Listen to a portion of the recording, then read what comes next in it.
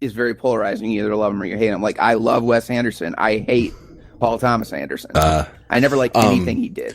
Well, okay. There Will Be Blood to me is like one of the best movies I've ever seen in my life. Granted, like that's one of my favorite movies that ever. was a good one. I did like that one. Yeah. That movie is like a true work. Like at least it is to me. That one was cool. Yeah. That's a fucking film. I also love the porno parody of it. I've got a dick, and it reaches all the way across the room. You suck my dick. You suck it up.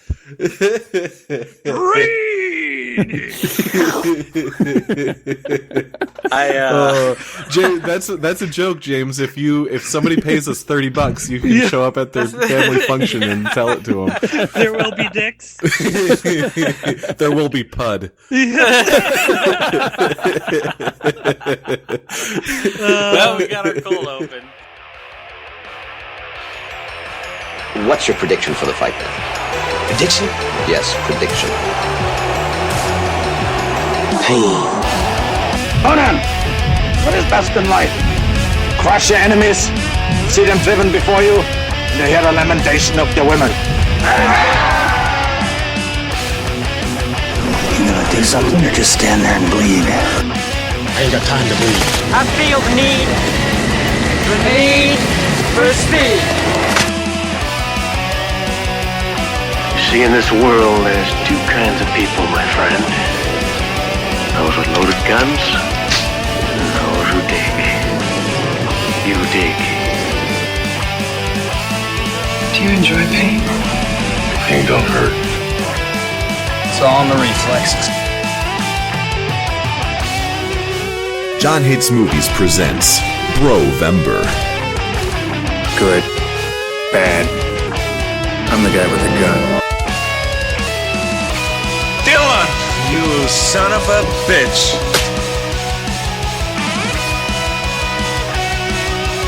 You're either with us or bro against us.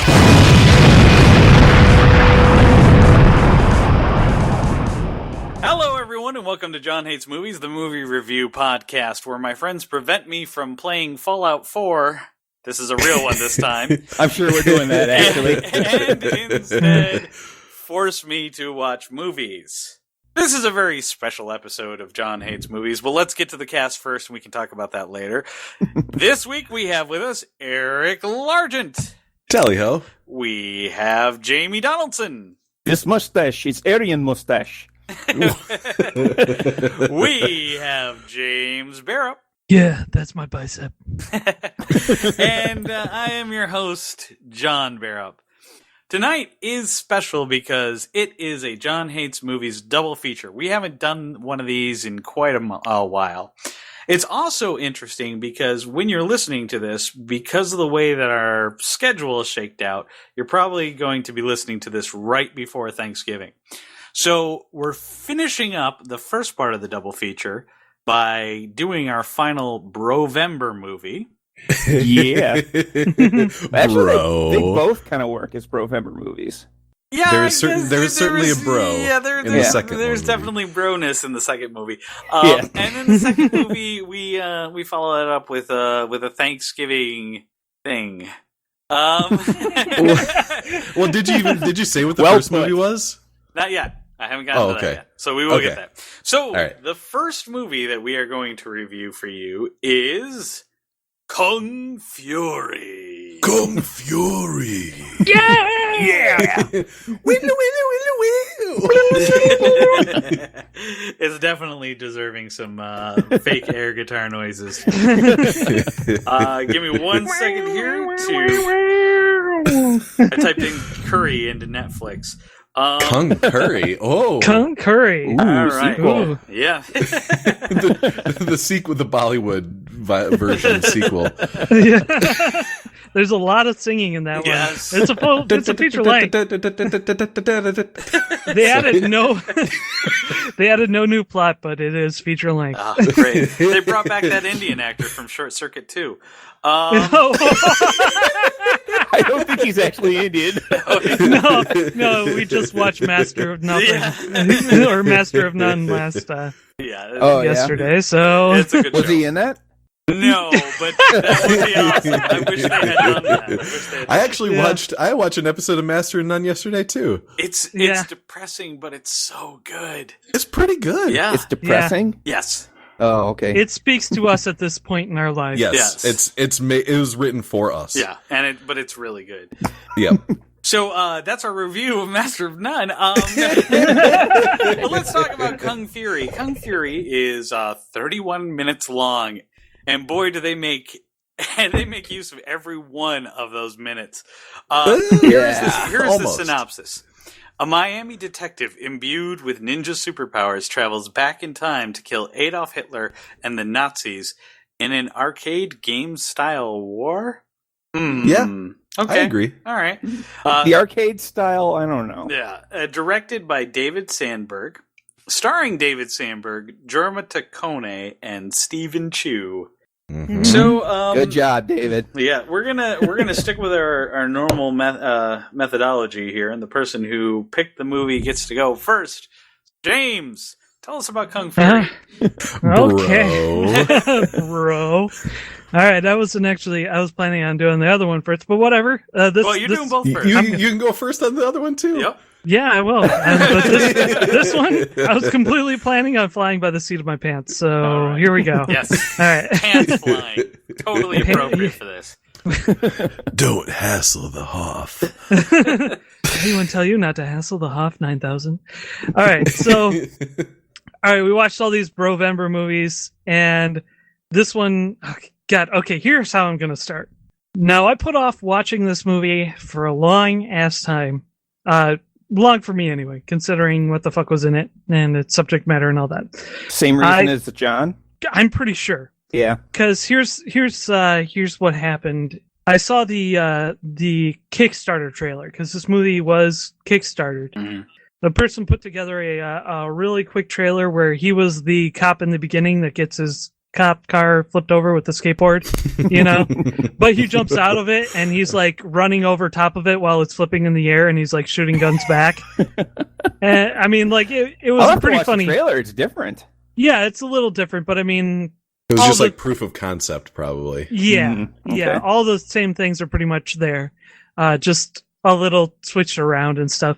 So I saw that and I was like, okay, that part's funny, but like, this movie, if you just saw that and you just saw like the stills and stuff like that, a couple of podcasts ago, I started making fun of this guy who was a hypothetical guy who was the biggest fan of Big Trouble in Little China. And I was worried that this movie was a movie made by that dude for that dude. And even though it was all like lasers and remember the 80s, like and like tracking issues on your VCR, and shit like that. I expected it all to be pretty much that, like Goat Boy and lame jokes, which you can argue are pretty much the same thing. So I didn't watch it because I was like, fuck, this is going to be like this is going to be that bad D&D night all over again.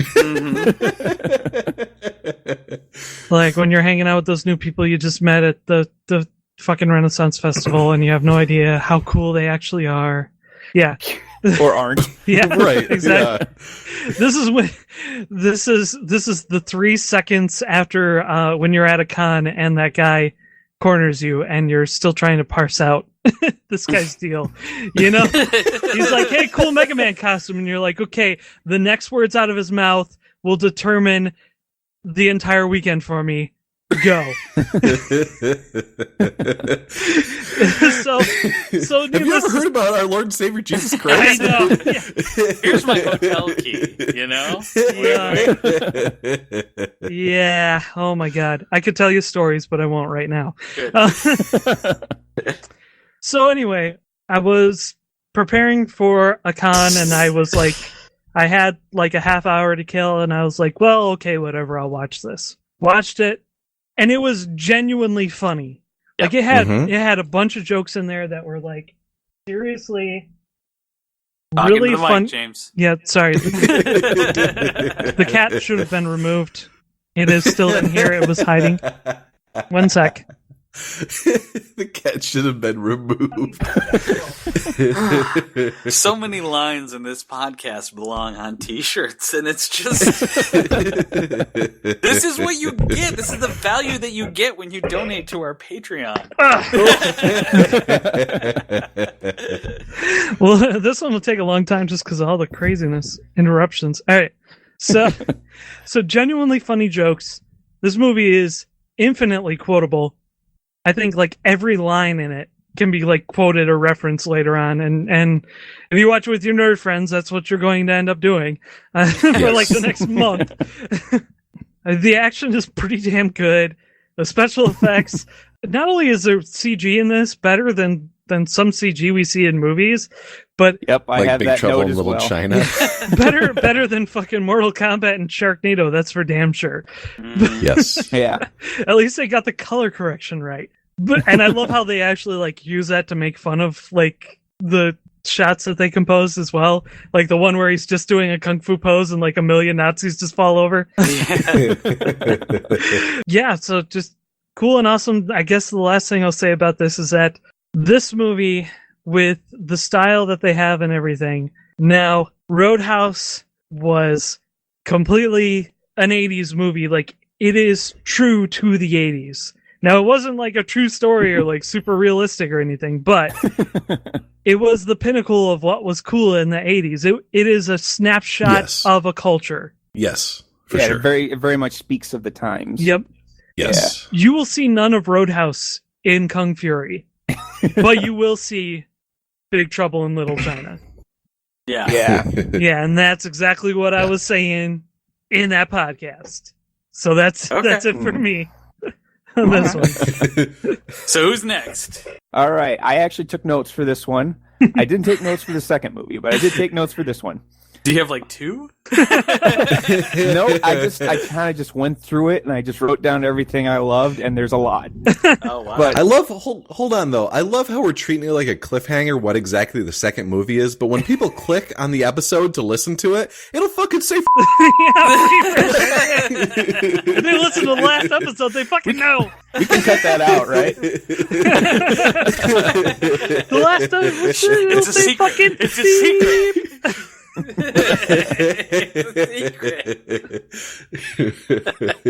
You know, we should beep that. But anyway, we'll keep going. Okay, first note I have is everything is 80s awesome. And like just watching the stuff, like in my head I hear that Lego movie song, everything is awesome, just kind of bouncing around in my head. Yeah. Then it starts off with the thing from the trailer, the skateboard kickflip cop car, to where he shoots it and explodes, a la Roadhouse. So there is a little bit of Roadhouse in this movie. This is bullshit. That never happened in Roadhouse. It totally did. They drove a monster truck over other trucks. No, they shot Swayze's Mercedes until it blew up. Exactly. Blew up. Oh, okay. Bullets make cars go bang. Yeah, remember he kept his grenade collection in his car because he was going from town to town. You're right, I forgot about that. Yes. The arcade machine robot looks freaking amazing. Like the robot does freaking kung fu, and it looks good. Yeah, it flips you off like you lose, and it fires lasers at you. Like. That was fucking, like, when that happened, I laughed. That was fucking funny. Like, it's funny. And then he picked up the dog and flipped off the dog. Right. It's just so, like, stupidly awesome. And then Kung Fury jumps off the top of the building, goes straight down, shoots the Lambo doors, and the Lambo doors open so he can somehow land in it. It doesn't make any fucking sense, but who cares? That fucking Lambo. Don't drive after watching this movie. And then it goes into the VCR tracking problems, which I thought were fantastic. It's so spot on. You know, it took me like 2 seconds to realize that I was watching it on Netflix and that shouldn't be a thing, because it just felt so natural for me to like have that happen sometimes. Yeah, we remember. Yeah, so this movie was made for us. Our age group, definitely. You know, I'm actually that actually brings up an interesting point. I wonder how many people watched this were of an age that they had no idea what that was. I think a lot. I think people under 25 have no fucking clue what that is. Huh. Yeah, I'm serious. People under 25 probably haven't watched anything on VHS, or maybe just a little bit on VHS. But like DVDs were a thing when 25-year-olds were alive. They're almost 30 years old. Yeah, like maybe their parents put a VCR in their room and they put like a Barney tape in or something when they were really little, where they could barely remember anything, and then it quickly went to a DVD, and then they were there. It's not like when me and James would trade tapes back and forth to each other, and James's VCR didn't rewind. So when I got my my TV copy of Fear and Loathing in Las Vegas from James back, I always had to rewind it. Do you remember that, James? VCR. I remember. We never had a VCR that worked really. No. They were Ours all was just shit. we would exchange one with a series of problems for another one with a series of different problems. Yeah.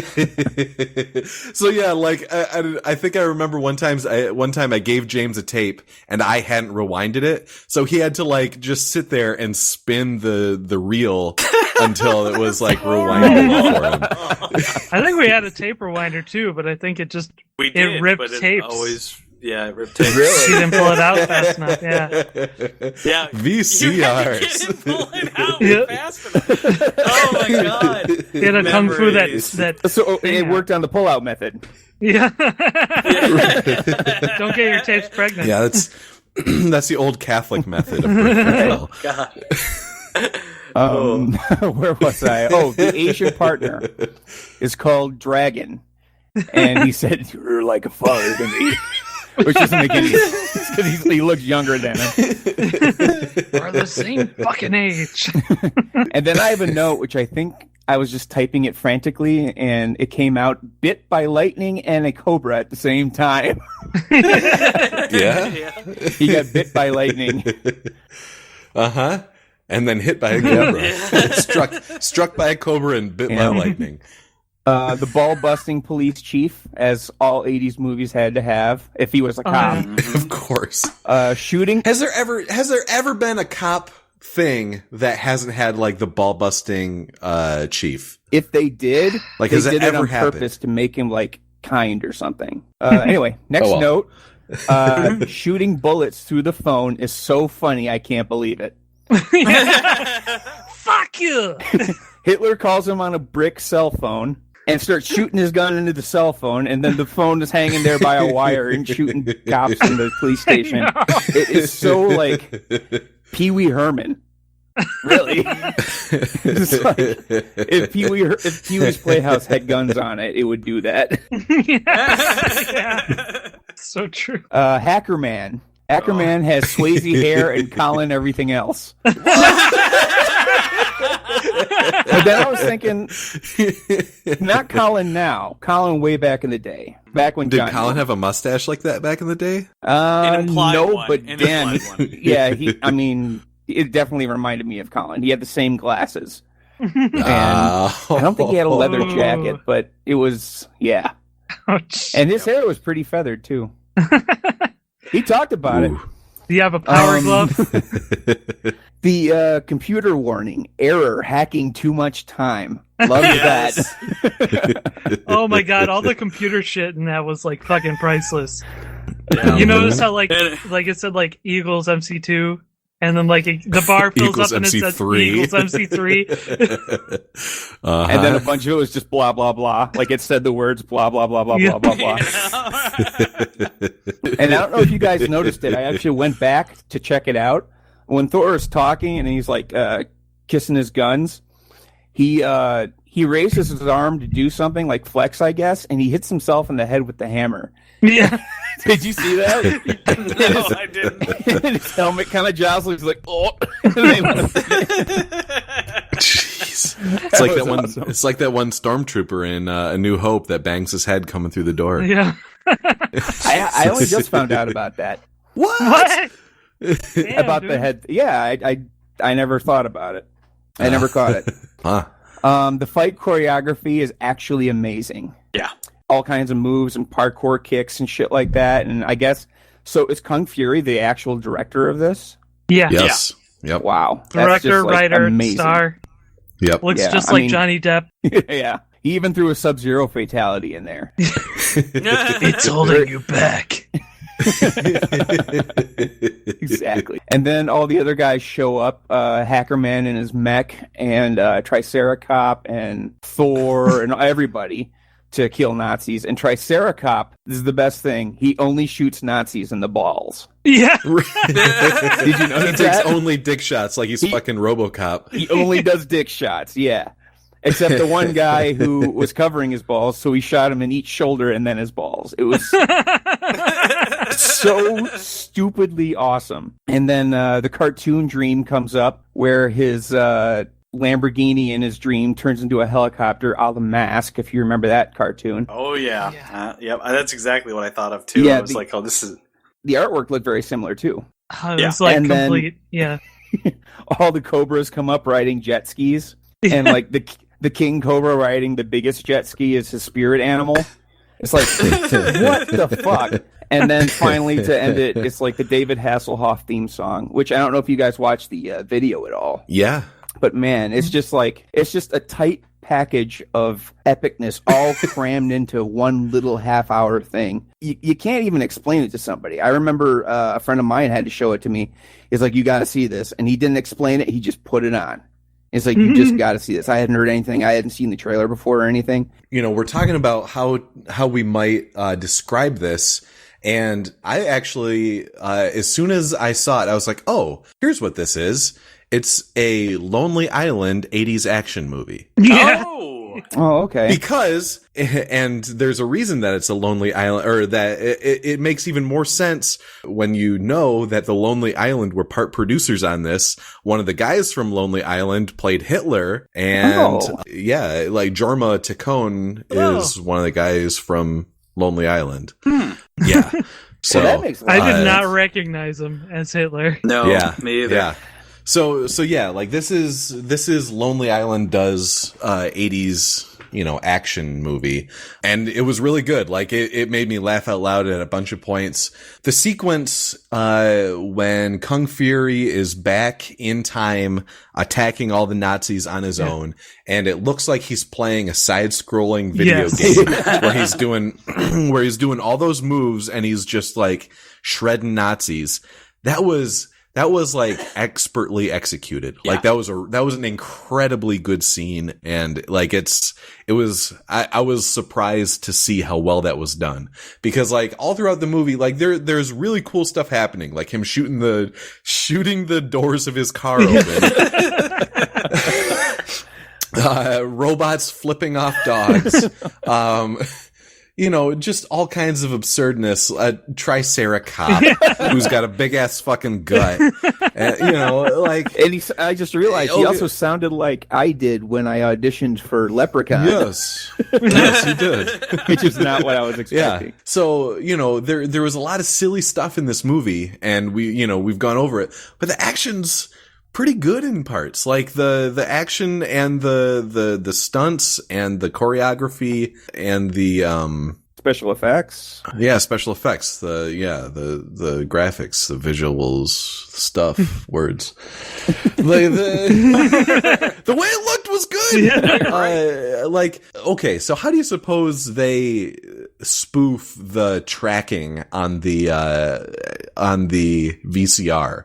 Like, do they just put it in do they put the master tapes for this show into a bad VCR and then just like see what happens? That it would either have to be that, or somebody like literally painstakingly did the art. Right. You know? I feel like they just had to throw the master tape into a bad VCR and record it and like see what happens. I would have to guess something like that too, because I mean even filter effects don't look as real as those effects that they put in there. Yeah. Those look genuine. And they even had like, you know, onboard messages from the VCR, like tracking, play, you know, like stuff like that. Yeah, I can see what James was talking about, where he was like not sure whether he was watching Netflix or a tape, because they do it really well. Yeah, they even do that thing where it bows out, you know, like Yep. Anybody that watched a training video at like work back in the 90s has all dealt with that, because they played that tape like twice a week for 10 years. Yeah. And it's fucked up all the now. music's Welcome to Wendy's. We're going to show you how to make the perfect burger.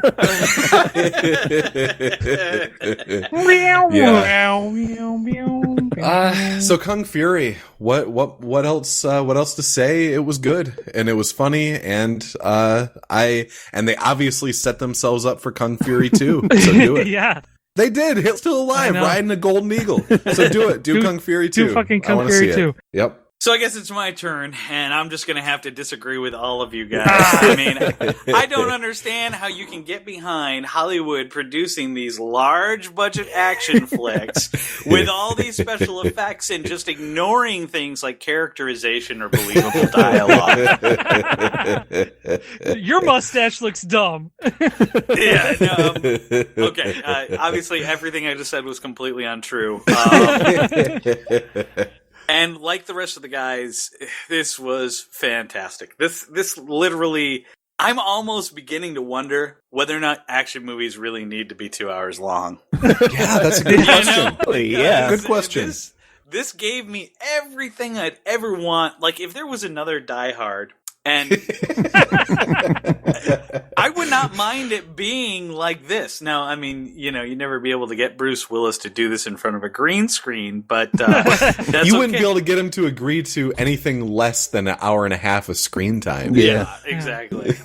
But, I mean, that's the thing. I don't know if action movies, you know, Taken 5 could be filmed like this. I would love to see Liam Neeson flip around like fucking Kung Fury. I think he would be willing to. I mean, he did Darkman after all, so... he's certainly willing to if the price is right. Yeah. No, but I mean, just like everybody else said, this is a great and fun watch. If you're looking something to wrap up your Brovember, you can't do better than, you know, watching this, because it's great. It's fun. It's perfectly paced. I know on John Hates Movies we come down on pacing a lot, but I can't tell you how important it is to us, because we're all old. And we don't like to wait Speak for things. yourself. I'm only 31. That's old. Oh, no, in the 16th century, you'd be dead. No, definitely, Eric. If you're past 30, you're definitely aware of time, and especially when it's being wasted. So, okay, yeah, that's true. So don't waste our time, Hollywood. Give us more action movies like this. Take a lesson from this. I mean, actually, honestly, really, seriously, take a lesson from this. This is how you do green screen. This is how you do color palettes. This is how you do shadows on CGI. This is what it looks like if you were to take a shark and put it on a news anchor's desk and have it not look like some kind of weird cardboard cutout. And if this guy can do it for like $20, you can do it for $6,000. And anybody listening, if you even question it, just think about the time commitment on something that you watched that was shitty, that was like an hour and a half. This is a half hour. Even if you don't like it, you're out a half hour. Yeah. Which was pretty much the sticking point for me. I mean, well, not the sticking point. Tipping point? Tipping point, yes. The tipping point. Yeah. That was actually me too. I was like, well, if this turns out to be absolutely shitty, it's no worse than like the 15 minutes I've watched like a YouTube fan film about something fucking stupid. Samus Aran. with a horrible Samus actress. Samus Aran, or as much as I wanted it to be good, the new Ultimate Spider-Man with Miles Morales, I really wanted that to be good, but it turned out to be sucky. The fight with Superman versus the Hulk that was all CGI, though, that is the bomb. Definitely look that I think I saw that one. Sweet. So good. Because they used Christopher Reeves. Oh, okay. Yes. So, with that being said, we are going to now move on to our next super secret double feature movie. I know. What could it be? What could it be? I'm sure nobody listening to this on their phone has looked down at it since they clicked on the episode. Hey, you know what? Just because of that, I'm going to title this the Mystery Thanksgiving episode. Well, no, you got Kung Fury and title something. it Kung Fury plus Mystery Thanksgiving. Then I will. Shit. I will. But then you got to edit it out of the previous episode. Yeah, we will. Too. Bleep it. Yeah, we can do Bleep that. it. Okay, so Freebirds. Oh, What? That's what we watch.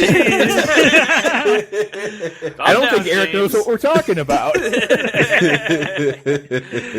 So, Freebirds.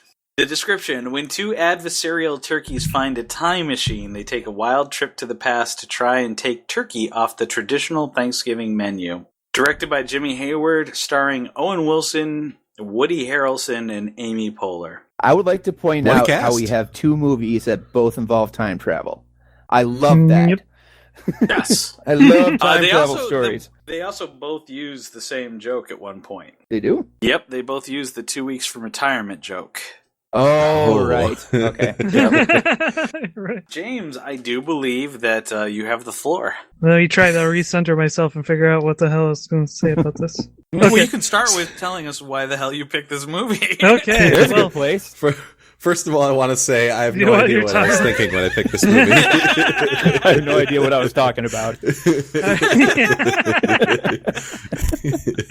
I think I reviewed this movie actually in the past on John Hates Movies when last Thanksgiving, because I was like so anxious to get the guys to watch it because I hadn't seen it, and it's a Thanksgiving movie, so let's watch it. And Yeah, you've been pushing for this for a while now. and just like with my Box Trolls review or whatever, I'll say the same thing. We live in a golden age of like animated kids movies, like with like fucking Inside Out and all that shit. Like there is some amazing animated kids movies out there. In that environment, this movie's okay. It's definitely on the scale from shit to amazing. It is definitely closer to the shit side of okay than the amazing side, but it is completely watchable. It's entertaining. Right. It's fairly mindless. There's a few good jokes in there. You're saying about George Takei? How George Takei did the voice for the spaceship in this one. A good voice for a computer. Definitely. Until he said, "Oh my!" You gotta have. Why did they have to make him say "Oh my"? Come on, that's come the on! thing. It's a fucking time machine. He's not George Takei. It's a time machine. It's not George Takei. It's obviously Like, George Takei. Yeah, but no, he wasn't playing George Takei. He doesn't have to say "Oh my." I don't care. I love George come on. Takei. No. So I'm... Oh, goodness. It's like if Arnold Schwarzenegger was a time machine, and at the end he goes, "I'll be back." that would And make you a lot know more they sense, would actually. make him do that. You know they would make him do that. Yeah, Absolutely would. and it's fucking dumb. Okay, no, it'd be like if they made Arnold Schwarzenegger be a sewing machine, and then at the end he goes, "I'll be back," but he doesn't. Yeah, he doesn't. okay. He's a sewing machine. Doesn't go anywhere. Oh, right. Okay. So All right. it makes no fucking sense. Yeah, just like a fucking time machine going, "Oh my." Well, yeah, the program was a personality. Who happened to be George Takei? Anyway, It had AI, I guess. like when he embarrassed that dude in front of his girlfriend, because that's cool. John knows what I'm talking about. I do know what you're talking about, but I'm still reeling over this one. I mean, I watched this today. All right, man, I can't wait. Are you to get hyped? to that Yeah, part, no, so- keep James, All right. James, keep going. So the reason why I chose, you want to know my reasoning? Because it's a fucking Thanksgiving Yes. movie. Yeah, Scott Mosier. And it's almost Thanksgiving. Oh, okay. And there are Yes. like no other Thanksgiving movies because, and I've said it before, any Thanksgiving movie that is a Thanksgiving movie almost always can be made a million times better if they make it a Christmas movie. And not only that, correct. Execs know this, and not only are they usually better, you can also sell Christmas movies to other fucking countries. Thanksgiving movies, yes. You got America and Canada, and that's it. And Canada doesn't even have Thanksgiving like we do. So it's all fucked up. Yeah, no, like... if you're in a Christmas movie,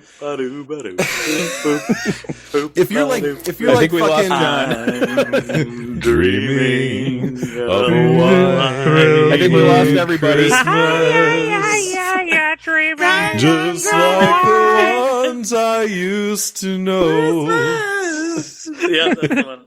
The Home Alone one. May your days. Sorry, I didn't. Wow, Eric, you got a pretty sultry voice there. Oh, Eric is our go-to salty. Salty? Yeah, he's salty. Yeah, I am salty. This fucking movie. I'm sultry. Sultry. All right. The night was sultry. Hot Sultry. and moist. It means sultry. That movie's fucking perfect. It's close to perfect. God, what movie was that? Throw Mama from the Throw Train. Mama from the Train. Okay, that's the one I thought. Yeah, that's the line she gives. I don't know, him the that voice started sounding like Gilbert Gottfried, so now I was thinking it was like Aladdin or something. It's like, that can't be right. The night was sultry. So, all right. So I think, I mean, that's pretty much like all I have to say. The only thing I have to say specifically about this movie is that, like, if you're gonna travel, you got a time machine, and you're gonna travel back in time and shit, and get a girlfriend or just like fuck somebody. That's so weird. You don't fucking do that. I mean, okay, if you can't wait to go back in time and be a time fucker, you look in the fucking newspaper and you find a girl who like disappears for all time, like the next day, who's never found, because that means that, like, you know, she hops on your thing with you, right? You don't fuck up the time stream. You don't know who the fuck you're fucking, or you go way into the future and you get like 100% completely perfect contraception. Because they don't have that shit right fucking now. Wait, can we go back a second? Are you talking about fucking the timeline or fucking a turkey? I'm talking about fucking girls from the past in your time machine. Okay, fucking turkey. Okay, continue. James, what movie did you watch? I watched Rebirth. The dude got a girlfriend from the past that can fuck everything. Yeah, that's true. Depends on what time travel theory you belong to. I mean, time travel school? Yeah. Like, yeah. Are we talking Bill and Ted, or are we talking Back to the Future? Back to the Future, yeah. Or are we talking either way, Terminator? As soon as you start doing shit like that, shit can get all fucked. I mean, look at Terminator. The machine's lost when they should have won, because that dude went back in the past and fucked a girl he shouldn't have. But that guy was already in existence. He was the guy who sent the guy back in time. I mean, basically we're dealing self-correcting. We're dealing with timeline. Remember, we're really dealing with the Back to the Future problem here. Like, are you going back in time and banging your grandma or your mom or something? Well, that's what James. Or your great. Right. Yeah. It's always fucking weird when they do that in movies. When when they'd have a time travel movie, and the dude falls in love with some girl, or like, you know, I don't think there's been a time travel movie where a girl has traveled time. Now with the machine, it's always with like a fucking portal or some magical shit like that. Isn't that fucked up? But girls only time travel through magic. Yeah, that's kind of true. Girls can't drive the time machine. What the fuck? Whoa! We actually just stumbled on something. Girls have never driven a time machine. Ever. That's really fucked up. Whoa. Well, no, see, I just stumbled on this. I wasn't even trying to go down this route. I was trying to go a completely different route. I had like a bit I was going to get to, but now this is all fucked. See what happens when you go back in time and fuck a chick? I mean, like, when you become the time fucker, you fuck time. So... I just want to make like really lame sexist jokes right now that aren't serious, but I can't do it. Good for you. Good on you. Yeah. John's got enough editing to do. So what I was gonna say is that You go in the future, you get that 100% shit. They don't have that shit now. The closest thing we have now is condoms. Condoms fucking suck. They're too expensive. You can't feel shit, and they're always too loose. Okay. All right. Isn't James just made a dick joke about himself? Yeah, because it's really small. I've got like an extra pocket sewed behind my James, zipper. do you have anything to That's say really about what the you movie? wanted to get to, is to make a dick joke about yourself. Yeah, I keep my beef jerky in there so it's warm when I eat it. Oh my god. Okay, James, you cut off. All right, I'm up next. All right, Eric. Can I just say James is awesome? You can say it. Nobody here will agree with you except for me. I didn't say I meant it. I just wanted to say it. All right. But yeah, that's my free verse. So, Great. This episode, you have plenty of time between now and when this episode airs to write a time fucker song, James. So get to it. All right. So the last song that James wrote for the podcast was the Leprechaun rap, in which one of his lines was, "She'll be screaming like a demon riding on the short bus." Now, if I'm following that logic correctly, that has James calling his penis the short bus, which makes sense. Because it's yellow, it's short, and only a retard would ride it. Yo! Oh, man. Boy, we've really gone off the rails. It's true, it's so tiny. One of these days, we're going to review a kid's movie in a kid-friendly way. Fuck that. Off the rails, explosion. Many dead. Several injured. Seriously, I got caught fucking the third hole in a outlet, an electricity outlet. I got grounded. That's an electrician's joke right there. Y'all ready for some lawn jokes? One time Plank saw my dick and he said, "I was wrong." I don't get that one. That's a physics joke. Planck constant. Oh boy. Okay, so I'm gonna bring it down a couple notches, guys. $30, folk, and you can have this at your wedding reception. All right, guys. So I'm gonna bring it down a notch. Okay. Oh, hey. You gonna real talk Hey, guys. Could anybody else tell, or was it just me, or were the fucking turkeys Native Americans? Oh. What was this really about? Oh yeah, with the turkeys with the feathers sticking out the back. No yeah. shit. And the face paint. And the war paint. Yeah. What was this movie really fucking about? About us eating the Native No Americans. fucking shit. It's about us showing up with our fucking manifest destiny and going, all I see is now belong to me because God says so. And I will kill all of the things I see. And that's what happened in this movie, is a bunch of fucking Scottish dudes, apparently, because how is the leader of the Plymouth colony a Scottish guy? How is that a thing? Was he? I don't know. The little fat guy? The leader, the fat guy was English. No. The hunter was What the hell is his name? Miles O'Brien.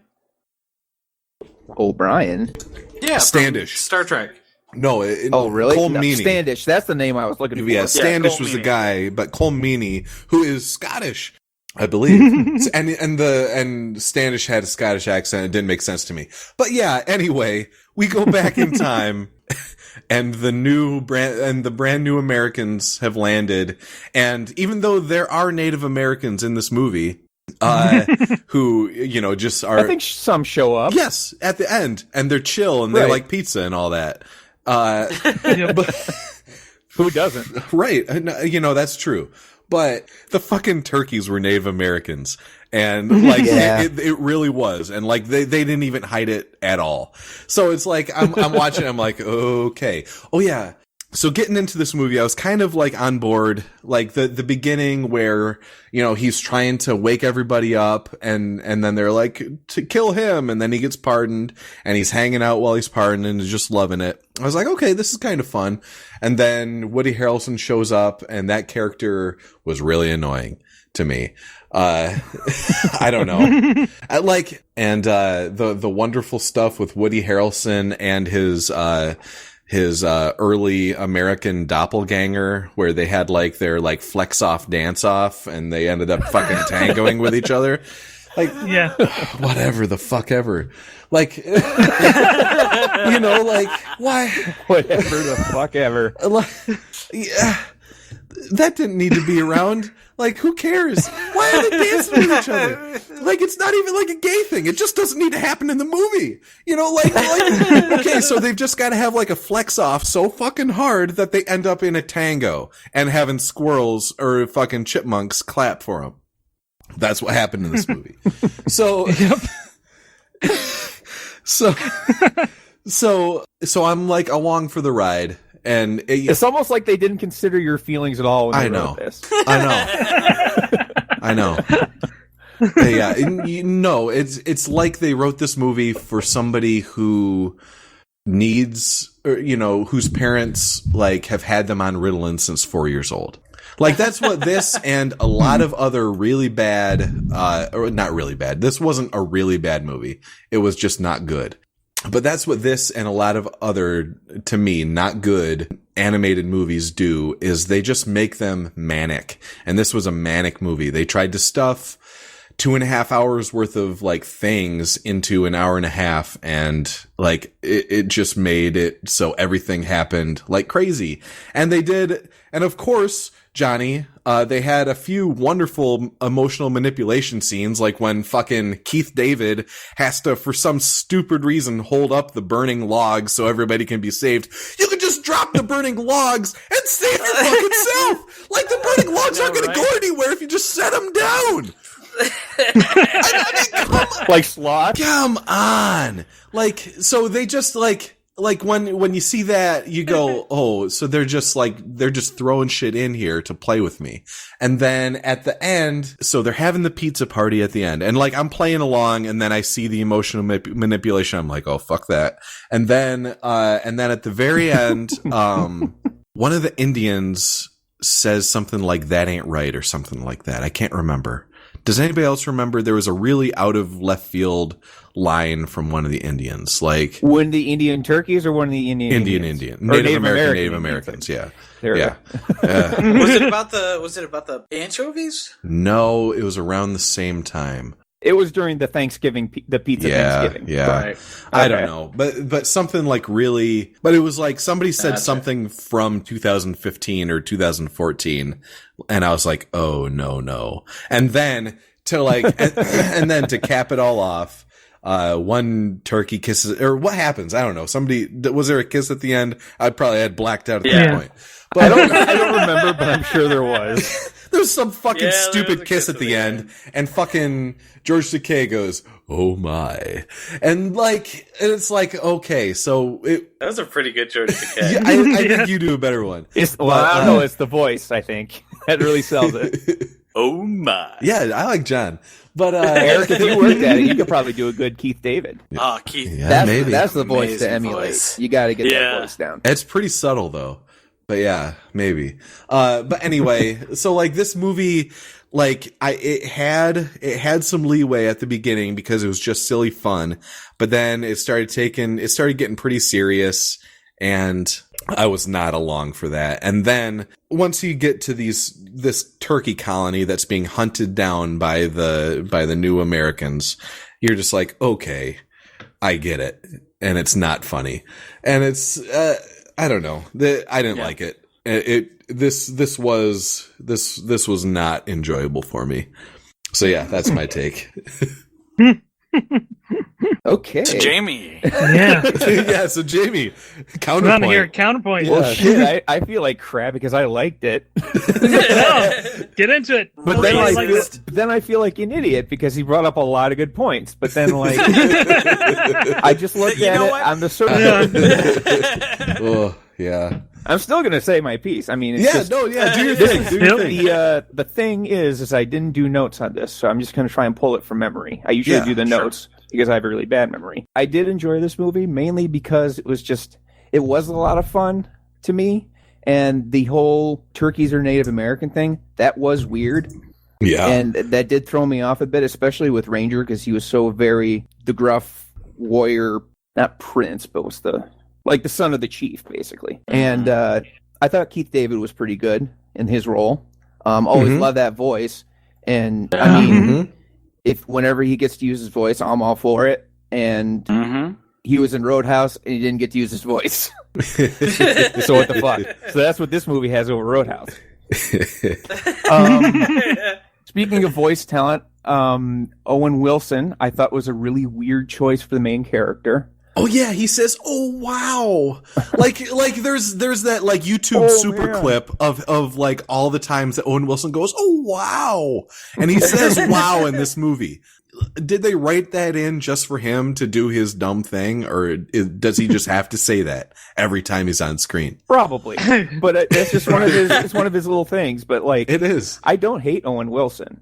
I like him in a few things, but he definitely has that voice, that very not distinguished. What's the word? Not distinctive. Distinctive. Yes, thank you. Yes, very distinctive voice where you can pick it out in a crowd. Woody Harrelson, I didn't really figure out right away because I thought he sounded like Will Arnett from Arrested Development. I thought it was him because I know he's done voice work in the past. And I know Woody has also, but like the voice always sounded like him, but then it sounded a little different a couple times with some of his lines. Like, who is that? So I had to look it up and it's like, oh, it's Woody. And then once I knew, then I heard a lot of his other kind of characters kind of coming through a little bit. And his characters that he pulled from, I think, were like that dude from Zombieland that he was. Yes, for sure. As like, the big rough and tumble guy, and then a little bit from Defendor, which was kind of a little B movie. I don't know if anybody saw it. That was a fun movie. Defendor. He plays like a street superhero. You know how like there are real life superheroes out there, like Kick-Ass. Yeah. Well, Kick-Ass still had like some kind of weird like thing where he couldn't feel pain, but like. Yeah. Okay. There are in real life. Kick-Ass is still a movie. In real life, there are people out there that just put on like hockey pads and go, fight crime. Or blow their whistle and use mace or some shit. But that's what they do. Yeah, there is a documentary about it. I can't remember. Right. What it's called, I think it's called Superheroes or something. But anyway, this Defendor movie, he is basically one of those guys. He's a little bit touched in the head, and he's like, I can go and do anything, but he's a big dummy. So that kind of came through in this character. Amy Poehler was pretty much very generic. George Takei as Steve, he had the joke that really got me was when Owen Wilson said Steve, he said, Steve's not here, man. Man, that got me. That got me. And then Owen says, like, I'm laughing, but that's not funny, Steve. So I liked that. That kind of chuckle. Dave's not here, man. No, it's me, Dave. Exactly. Anyway, sorry. So, Cheech and Chong. It's a classic bit. Cheech and Chong. Yeah. The President's Daughter, I thought was kind of funny at times. Like there was the weird narcolepsy thing, which I guess they were kind of implying that all kids do, but I haven't really seen that. It's just like a sugar crash.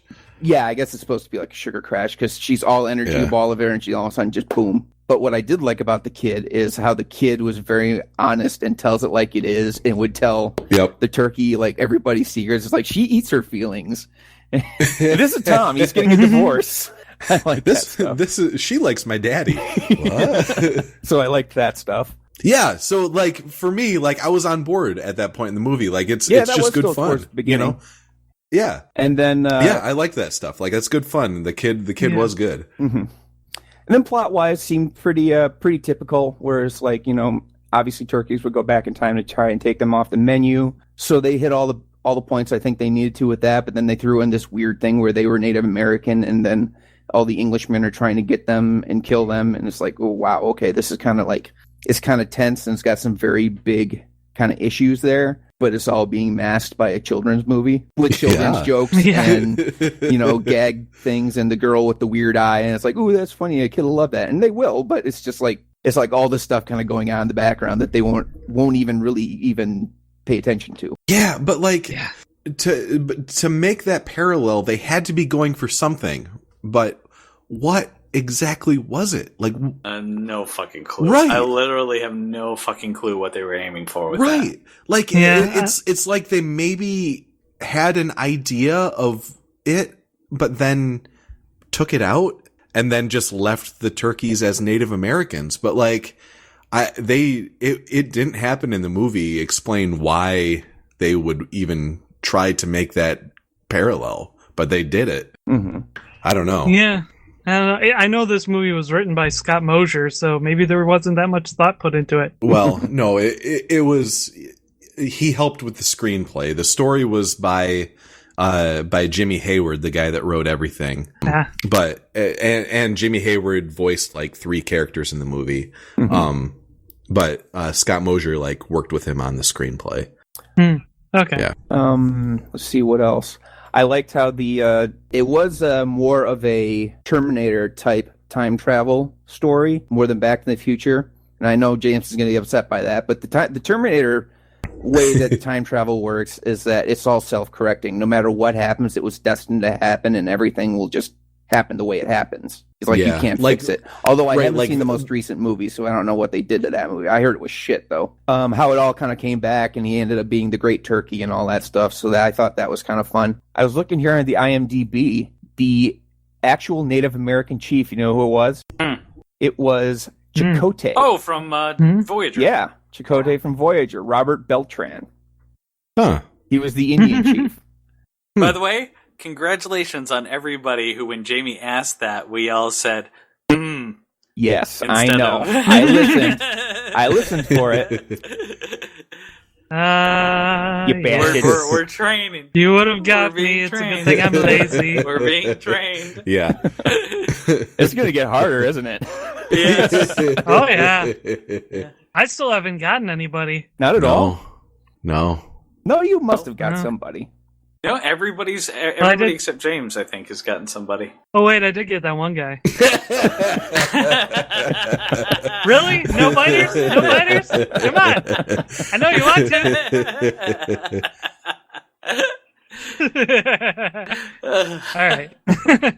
So I guess that's it. I did find it enjoyable. There were a lot of funny jokes in it.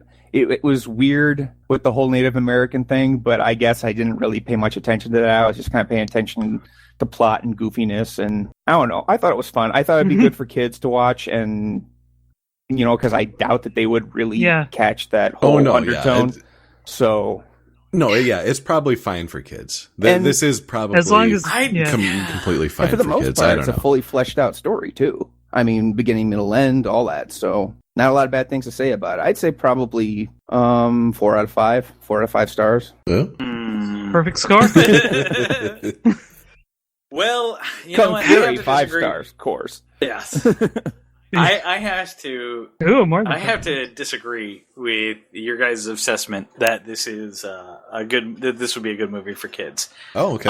Now I don't necessarily. I mean, I don't have an advantage here where like I've got a kid, so I. No, yeah, and P.S. If you did have a kid, that wouldn't make you automatically right. All the people with kids out there, I just want to let you know. Just because you have a kid, that doesn't mean you talking about kids makes you automatically right. Your kid could be like really? Yes, really. I don't know, man. I've got this 40-year-old in my class at community college who's a mom. Oh, did she say speaking as a mother a lot?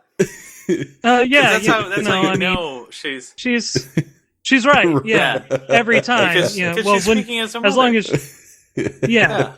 as long as she starts her sentences with as a mom. Right. Yeah, that's how you know she's right. Uh-huh. Yeah, I don't have a kid either, but I just never seen her drive a time machine. Yeah, shots fired at parents. Fuck you. Yes, parents, you suck, and you don't know what you're doing, and all your kids are going to be terrible, terrible failures. Correct. And probably say start something their real own quick. podcast. Anyway. If I had a kid, I wouldn't want them to fixate on this movie. Right. Oh, okay. Anyway, so the point that I'm trying to get though with this whole thing is that I actually think that this there's one thing that some kids' movies do that just instantly turn me off, which is they assume that the kids are just dumb. Mm-hmm. And I think that this movie does that. It basically is like, if we throw in enough shit in there as fast as we possibly can, then the kids will watch it because, we have just enough butt jokes and just enough fart jokes and weird, silly little gross things that are happening that this will be an entertaining movie for the kids. And it's just ADD enough where it's jumping all over the place. Right. Mm-hmm. But I think a kid can, of a certain age can follow a narrative. And certainly, and can understand a joke, and more importantly, can understand when a joke is funny. And these jokes were not funny. Like, I can be wrong. This movie. Well, no. I you have your own opinion, but for me, this isn't like a John against Jamie thing. This is just like John saying John. If it's a John against Jamie thing, you'll know. I'll say, Jamie, you ignorant slut. Yeah. But the thing about Freebirds, and I wish I could put my finger on it, is that everything seems a little off in its execution. Like, the jokes don't work. I don't know if it's the delivery problem or if it's the setup or anything. And it's not so much. I mean, yes, there's plenty in here that come completely out of the left field, like Eric said with the dancing bit. I have no idea where the fuck that came from. That didn't even make any sense. That was just weird, and it wasn't very interesting. And it was probably put in there because somebody remembered Bugs Bunny doing something very similar. But you know what? Back then, there were points to it. When Bugs Bunny danced with Elmer Fudd, there was a reason and a setup, and it wasn't the whole gag. There was a punchline at the end of it where the wig falls off, and Fudd realizes he's got Bugs Bunny in his arms and not the hot chick. That's where that's supposed to go. And the jokes were kind of constructed in the same way, like they were half formed, and the delivery was really weird. Like, I mean, am I wrong in this, or did you guys think that like the delivery from Owen Wilson or anybody else who was making a joke here or in any of the jokes was just really weird? Okay, so I do think that both Owen Wilson and Amy Poehler just kind of phoned it in on this one. Yeah, I feel like Woody Harrelson probably it sounded like he was going for it, but there was nothing out of Owen Wilson or Amy Poehler that like suggested that they cared whatsoever. Right. Yeah, I was getting that feeling from Amy Poehler. I don't know. I thought Owen did a pretty good job. I think he did a good job for a completely different character in a completely different movie. Yeah. Like, because the one point that I actually felt like he was real was when he laughed at the Steve's not here. And he said, okay, that's he's like, okay, that's funny, but that's not right. Like, that felt like a real moment, and you can have like maybe those. An ad-lib or something? Yeah, and you can have those. Like in Peabody and Sherman, we had those, and they were genuine. They were real moments. You believe them, even though they were cartoon characters. This one, it really seemed like this whole thing was paint by numbers. Like Pixar does this, so let's try and do that too. Like the whole thing about the feels, like with Keith David, and then the guy growing up, Woody Harrelson's character growing up on a industrial farm and stuff like that. Like, it just seemed so weirdly out of place, and it felt like they just put those in there because it's how Pixar would have. It's because how kids' movies roll now is that they take you through the emotional gamut, but it didn't seem right. Like, I think. So honestly, I mean, if I did a rating, this would be a 1 out of 5. I think this movie is kind of like straight up shitty. It certainly is. It certainly is the worst animated feature we've reviewed on this podcast.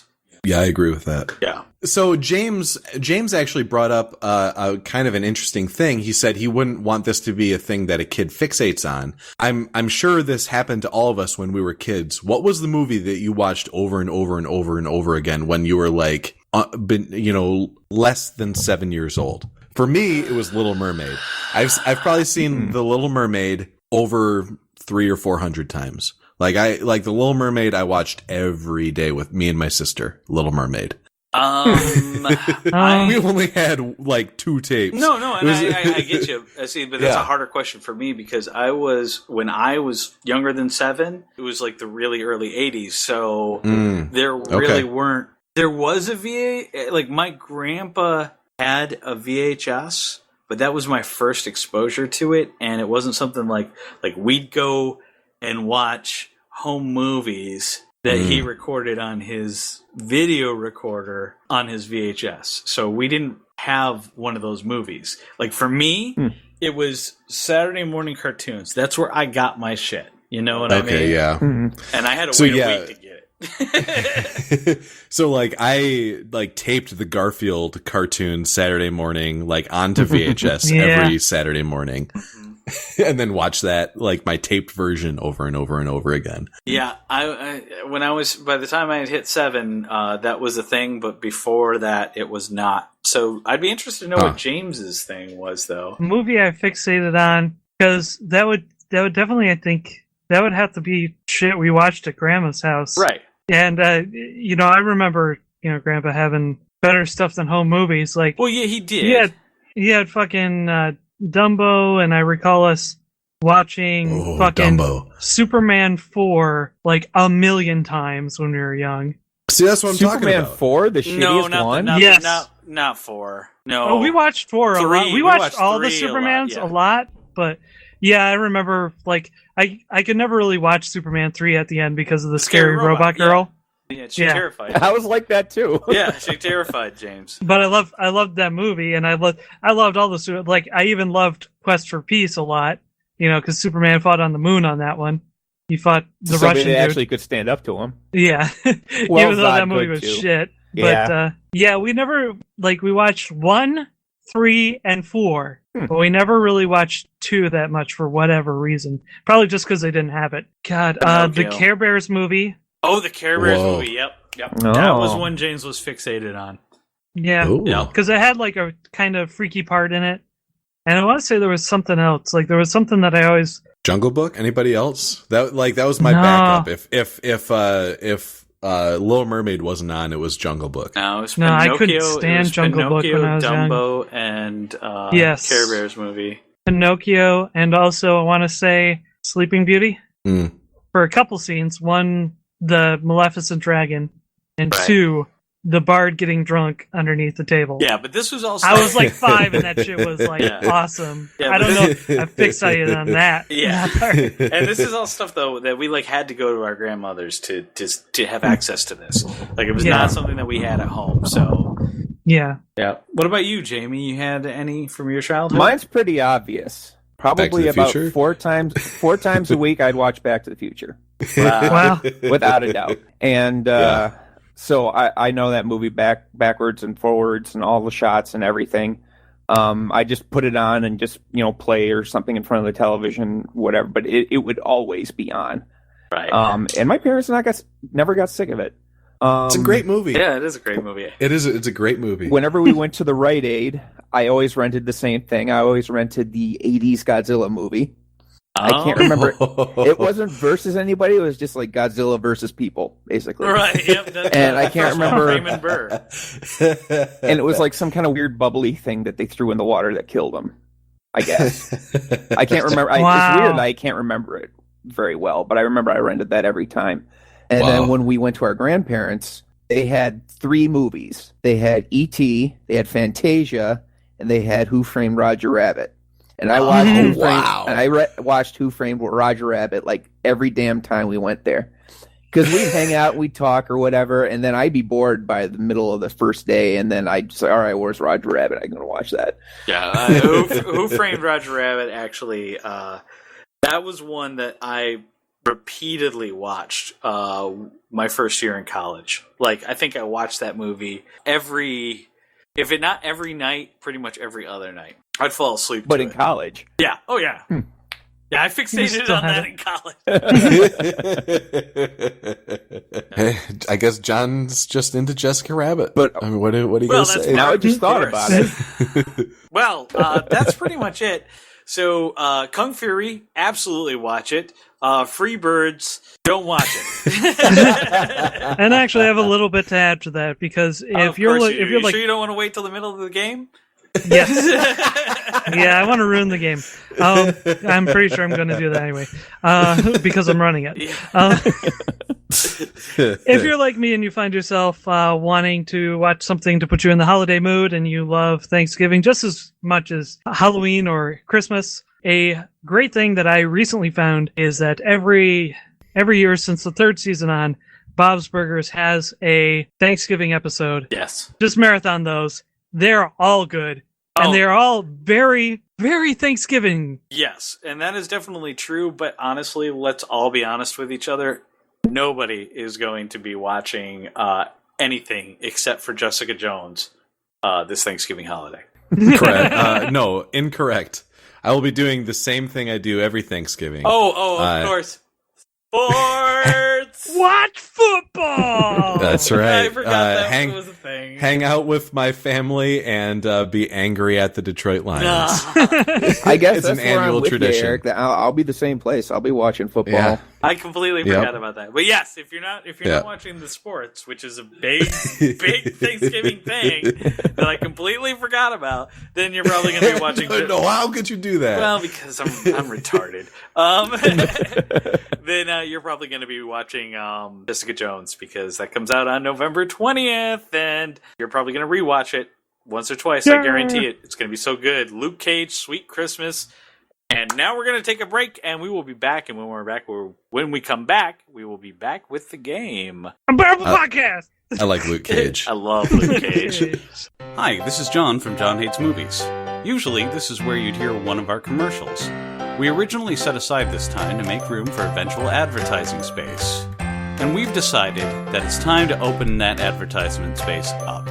So for a limited time, we're going to open this advertisement space up to you, the listener. How much is it, do you ask? Well, it's absolutely free. That's right, for the cost of $0, you can have hundreds of John Hates Movies listeners listen to your message. How do you participate? All you have to do is either send us a script at our Facebook page, or you can record your own audio and send us a Dropbox link. We'll review all selections, and the ones that we like the most will show up in this spot on John Hates Movies. Submit your advertisements today. And we're back. That's right, ladies and gentlemen. It is now time for the game. And this week, James is running the game for us, as he is the wiener. Yeah. All right. Okay, guys. So for the game, since this is all about, I thought about doing time travel, but, whatever. I thought it'd go something a little easier. Okay. Or harder. Since Freebirds was about getting turkey out of Thanksgiving, which, they didn't fucking eat turkey at the first Thanksgiving, but whatever. Let's James did the reading. Yeah. No, that's true. That's known a thing. Now, yeah. They ate like every other wild animal but turkey. So, but the secret's out. Woo! The dream is over. So take like a special signature dish. It doesn't have to be signature, but like a thing that is known to eat around holidays. And how would you change it? How would you make it different? What would you choose and how would you do it? Okay, guys. So you know how sometimes around the Christmas holiday, somebody will send a fruitcake to another person? Was mine. No, it wasn't. Oh shit! Good. All right, I'm going last. So somebody will send a fruitcake to another person, and when you receive the fruitcake, you're just like, for fuck's sake, you know that whoever just sent you that fruitcake doesn't care one bit about you. They just sent you a fucking log full of like bran and hard candies. So like that they bought at Meijer. Right. So it's like it's no good. Getting sent the fruitcake is not a good thing on Christmas. So what I would change is it would be a thing, kind of similar to a fruitcake, but I guess just maybe a regular cake with yellow cake middle with frosting around it. But on the inside, you bake into the cake a bunch of fortune cookies. So when you like cut open the fortune, so you cut open the cake and you're like, ooh, there's a fortune cookie inside my cake. And you crack open the fortune cookie and you pull out the fortune and you just look down and you read it and it just says, fuck you. Because that's basically what you're sending when you send a fruitcake. But this way you just like get the message across like loud and clear that you just don't care. And you're saying, or you can get a little bit more vague and say like, this is a present that means I don't care. I don't care enough to send you something good. Or like the opposite of fortune cookie fortunes, where it just says something bad will happen to you in the future. So yeah, watch yourself. Watch your back. Yeah, I'm coming for you. So yeah, instead of the fruit cake, it's the it's the It's the fuck you cake. So yeah, that's what I would change. Okay, I don't know if anybody else has this. I don't know if anybody else even really celebrates Easter, but like a little bit. When when my family gets together, they always have a ham for Easter. And ham's okay. I can take it or leave it, but I would think it'd be really interesting to change that, because Easter is so much centered around the rise of zombie Jesus, but also rabbits, the Easter bunny. So I think it would be way more appropriate to have rabbit for Easter. Yeah. Yeah. I mean, it makes a lot of sense, and honestly, I've never had rabbit, and I kind of want to try it a little bit. Oh, it's good. Yeah, it is. It's good. I've heard that. Yeah, I like it a lot. I also have my brother's rabbit, who I've kind of adopted. And I just keep staring at him, and I'm thinking... Well, here's the thing. I fucking hate this rabbit. I mean, I feed it, and I clean it shit. But if I put my hand in there without a glove, it will bite the fuck out of me. This thing is fucking evil. So I want to get rid of this rabbit. I can't find anybody to get rid of it. So yeah, that's kind of the progenitor of this idea. So it sounds like next April his time has come. It's kind of seeming that way. If I don't find somebody else to take it, because I'd rather not kill this one. Well, I kind of want to kill this one, but I mean, I'd rather just it be gone. I don't like having the rabbit.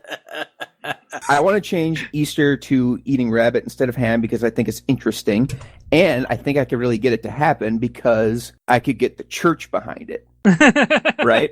Because the church is all like, you shouldn't focus on this false idol of the Easter rabbit. You got to follow the zombie Jesus. So if I could get them behind it, they'd be like, yeah, we got to kill the fucking rabbits. Because it's not about rabbits. So, Jamie, I traditionally eat something else, or my family traditionally eats something else on Easter, which is church symbolic. Oh, it's a lamb, isn't it? A lamb, yeah. Yeah. Yep. I've had lamb very, very infrequently. Oh, it's already happening. Next, he will wear a Viking helmet and run around going, "Kill the rabbit, kill the rabbit, kill the rabbit." Jamie's turning into Elmer Fudd. Yeah. Spill a magic helmet. Spill a magic helmet. Infrequently, yeah. Spill a magic helmet. Magic helmet? Magic helmet.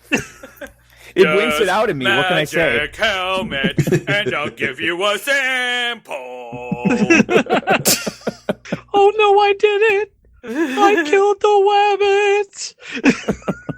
So good.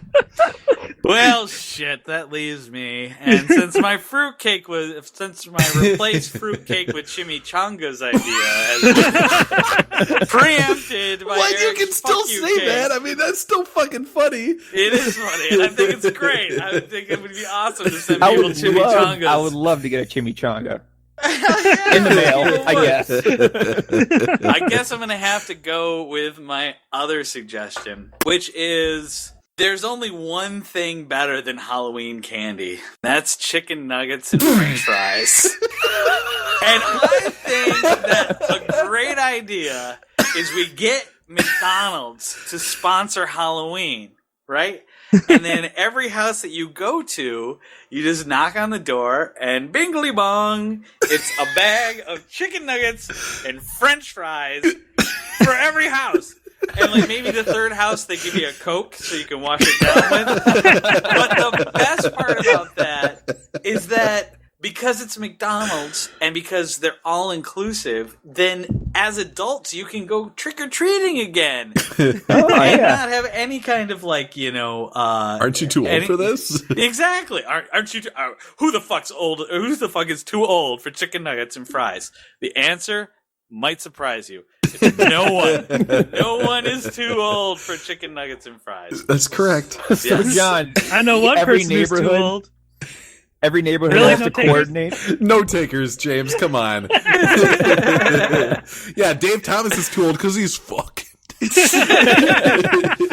Plus, he wouldn't really be behind this. He'd want to give out buckets of chicken, and quite honestly, that's a little too much chicken. We need just nuggets. Nuggets is He'd want to be giving out fries and Frosties. Yeah. So, John, every neighborhood would have to coordinate, and like every fifth house, it's like, okay, you're the designated Coke house. That's right. That's right. You're the Coke house. You're a Coke house, and you're a Coke house, and you're a Coke house. But you're a Sprite house. They wouldn't even need to coordinate. McDonald's would have that shit on lockdown. They would have it all planned out for you. They would monopolize the whole fucking thing. Yep. In fact, actually, screw the Coke house. Let's have a soda station just somewhere in the street. Yes. Soda station in the street. So everybody's giving out, McNuggets and fries. And they bring out the soda station truck. That's right. And then they bring out the soda station truck. The one with the touchscreen, the good one. Right. Oh, man. I like that. I do too, and I really want some nuggets. I know. I'm going to take a drive to McDonald's after this. It's a good idea. And this week's John Hates Movies is sponsored by McDonald's. Ba-da-ba-ba-ba. You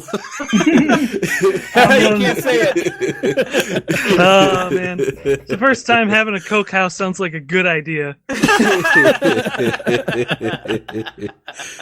No, you want to stop at this kind of Coke house. All right, kids to this Coke house. John, you completely magically pulled it out of your butt. Yay!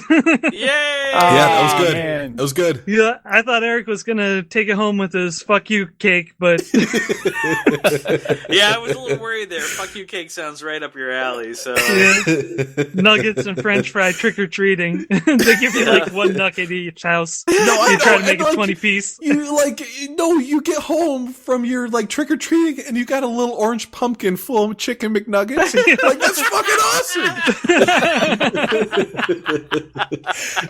You have to line that motherfucker with paper towels, though. Just perfect. The visual is just perfect. The little kid with the fucking loaded nuggets.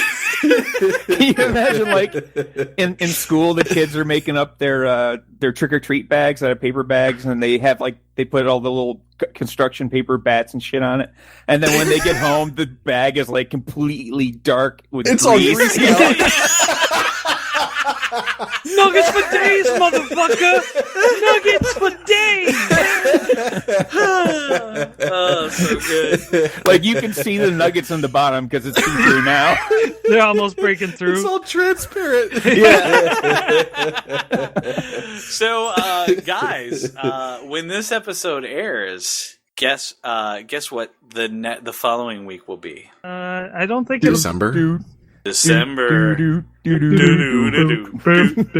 Yeah. Okay. With that being said, it's going to be Holiday December at John Hates Movies. Oh, we're doing holiday movies? Yeah, we're doing holiday movies. Right. I can dig with that. And we're starting it out with a special one.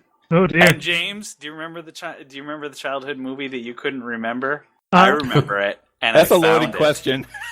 Yeah. I remember it, and I found it because we watched the shit out of this when we were kids. Ernest Saves Christmas. Oh, wow. God. Is it on Netflix? It's on Netflix. Oh, wait, which one? Shit. Ernest Saves Christmas. Ernest Saves Christmas. Oh, man, has it been a long time. Yeah. Thank you, Johnny. Thank you. Thank you. This is gonna be awful. Yes. So you heard it here first Back on true to John Hates form. Movies. A big You know what I fuck mean, you Vern? cake from John to the rest of us. So we're watching Ernest Saves Christmas next week. Good night, everybody. Good night. A great big thank you to our staff graphic artist, Tabby Walters, the Weekly Cast, and our listeners. You can listen to our podcast on iTunes, the Stitcher app, through YouTube, or directly on our website. Feel free to send us a movie review suggestion. Every third episode is Listener Appreciation, where we choose from your suggestions. You can reach us through social media, either by liking our Facebook page, John Hates Movies YouTube channel, or following our Twitter at John Hates Movies. Our music was composed by Kevin MacLeod. You can find this track and many more on his website, incompetech.com. Thanks for listening, and tune in next week to hear someone say... Oh, anybody here? Yeah, I'm still here. I didn't go anywhere.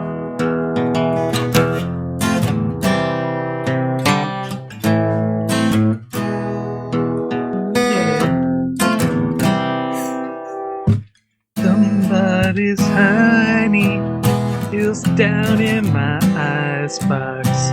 Somebody's cold one is giving me chills.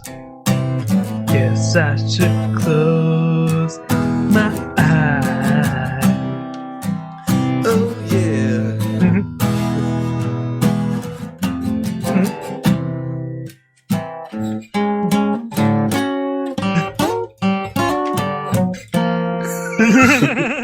That's how that goes, right? Yeah, something like that.